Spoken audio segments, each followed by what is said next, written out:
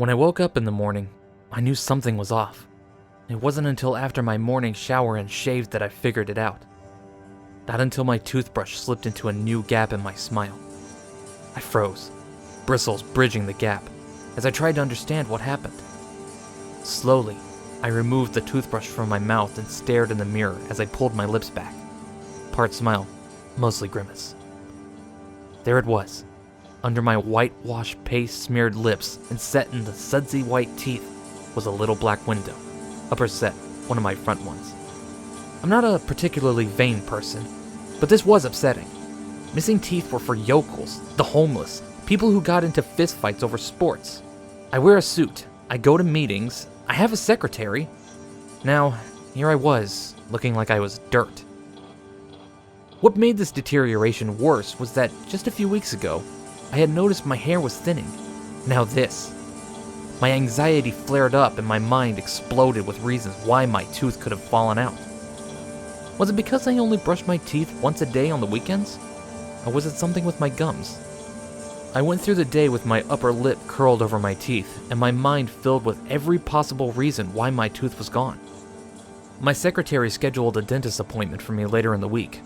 I didn't tell her why. The next morning, I was missing another one, bottom towards the back. No blood, no pain. There was a hole. I couldn't keep my tongue out of it, but that was it. Physically, at least. On the inside, I felt a constant claustrophobic panic.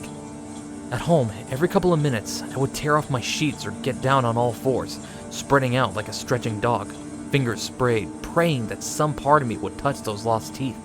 They had to be somewhere, and maybe the dentist could put them back in. On the third day, my front 3 teeth on the top and bottom were gone. I almost cried. I was single, and all I could think about was how no woman would want someone with such a fucked up mouth. Every few minutes, I reached into my mouth to push and pull on my teeth to see if they were loose. That is, until I began to worry that I was making them loose with all this tugging. I didn't go to work. I just called my dentist half a dozen times, trying to get him to see me as soon as possible. The anxiety burned me out, so after I carefully brushed my teeth, I went to bed early. I don't know when I woke up, but when I did, I saw him. I don't know why I didn't scream or jump back against the headboard. Somehow, I just stayed still and watched him through slivers of open eyes. In the dark, I could just barely see the outline of his hunched back. His face was pale and waxy. His thin, round glasses caught the little bit of streetlight that came through my window. When he put his hand in my mouth, I tasted leather.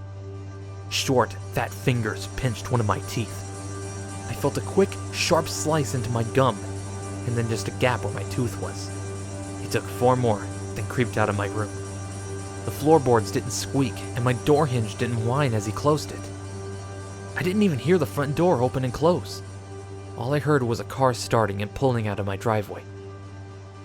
I didn't go anywhere the next day. My dentist office called, but I didn't answer my phone or listen to their voicemail.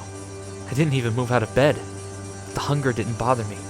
I had fewer teeth than a jack-o'-lantern, and I couldn't imagine trying to chew with my asymmetrical maw. My mouth was dry, but when I thought about water, I thought about floods and mudslides washing away hills and houses, and gums and teeth sliding down the back of my throat on a wave. I couldn't call the police. A man is stealing my teeth at night. Might as well be the password for a mental asylum. Instead, I tried to fight sleep. Every light was turned on, every TV on its loudest setting, my stereo cranked to its limit. When I woke up, it was silent. It was in the silent dark, and he was there. He took 3 more that night. When he left, I followed. Where I walked, floorboards squeaked and hinges whined, but he didn't look back. I saw his car, some old steel boat with fins and white walls. After he pulled out, I ran to my car and went after him. He had to know I was behind him. I kept my distance because that's what spies and detectives do in movies.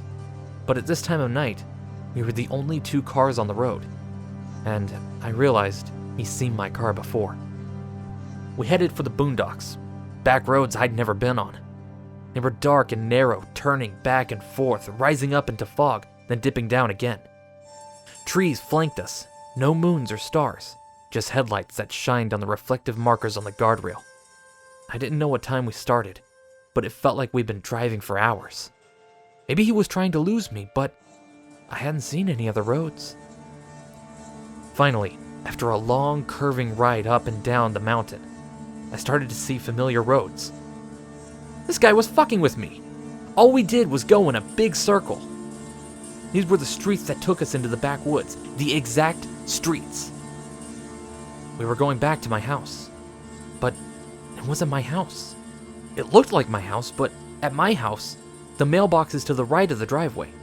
Here is to the left, and in the yard was the birch tree I had cut down 2 years ago. He parked his car and walked inside. I followed right behind. I knew where he was going and how to get there. The layout was the same as my house, only the furniture was in different places. I walked back to the bedroom and pushed the door open with my fingertips. He had turned on a small lamp on the nightstand.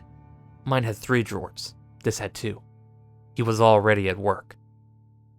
In my bed, under the covers, was a lump of flesh. Someone, maybe the man, had sculpted crude arms and a neck and a soft dental jawline. On the top of its head was an uneven, sparse tuft of hair. Brown, same shade as mine. 2 small holes for a nose, angular divots where the eyes should be. The sheets rose and fell with shallow breath. I watched him open the lump's lipless void mouth, and with crafter's precision, carefully set my teeth in its gums. After they were in, he grabbed them, wiggling them, tugged on them. They wouldn't budge. Slowly, he turned from his work and looked at me. His face was yellow in the dim lamplight. The eyes behind the glasses were little more than pinpricks of pupil. Over his shoulder, the lump stirred. It struggled to breathe. Each exhale was a muffled internal scream. It tried to rise, tried to push itself up with boneless, flipper-like hands, but they just smashed useless against the mattress. The groaning breaths became more frustrated and angry as it struggled to prop itself up. When the lump finally shimmied itself against the headboard, it joined the man in staring at me, and I stared back, first into its eye sockets, the same dull, slimy pink as a newborn baby. The room was getting smaller. The bulb in the bedside lamp explodes, and the only light comes from the man's tiny eyes. Thin bolts of blazing yellow that cut right through the pitch dark of the room, illuminating little islands of his sickly flesh. The pupils spread, and the light widened, revealing more and more of his face. His mouth was open, wide, unhinged. All I could see was teeth sloppily spiraling around the inside of his mouth until they disappeared into the dark of his throat. All I heard was the struggling breaths of the lump, now loud as thunder, but still maintained that muffled quality. My eyes traced the spiral of the teeth, straining to follow them into the cavernous black esophagus.